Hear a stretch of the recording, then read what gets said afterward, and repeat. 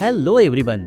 तुम्ही कधी असा विचार केलाय का की तुमच्या घरातील 3 बल्बपैकी एक बल्ब फ्यूज झाल्यास बाकीचे बल्ब बंद होतील की चालू राहतील? याचं योग्य उत्तर आहे ते बंद होणार नाहीत.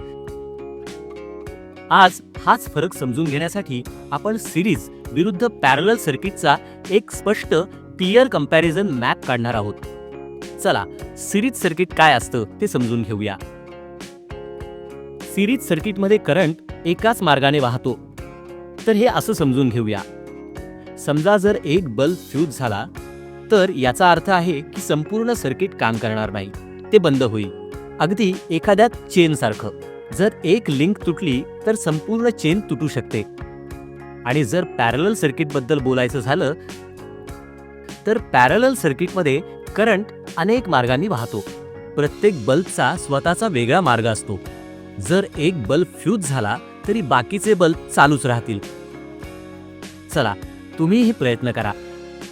तुम्हाला एक कोरा कागद घ्यायचा आहे आणि एक सिरीज विरुद्ध पॅरलल सर्किटचा मॅप बनवायचा आहे. तुम्हाला त्याची तुलना करायची आहे.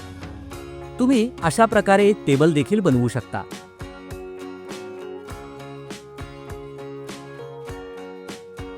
डायग्रॅम्स, लेबल्स आणि 3 महत्त्वाचे फरक समाविष्ट करायला विसरू नका. सिरीज सर्किट तुम्हाला फेरी लाईट सारख्या वस्तूंमध्ये दिसतील आणि पॅरलल सर्किटचा वापर आपण घरातील वायरिंगमध्ये करतो, जेणेकरून एक बल्ब फ्यूज झाल्यास इतर लाईट्स चालूच राहतील. स्मार्ट होम्स म्हणजे पॅरलल लॉजिक.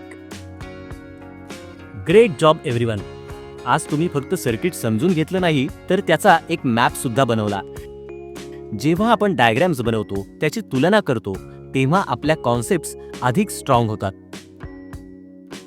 त्यामुळे निरीक्षण करत राहा, चित्र काढत राहा आणि इलेक्ट्रिशियन आणि शास्त्रज्ञाप्रमाणे शिकत राहा. पुढच्या सेशनमध्ये एका नवीन सर्किटसह भेटूया. Bye bye.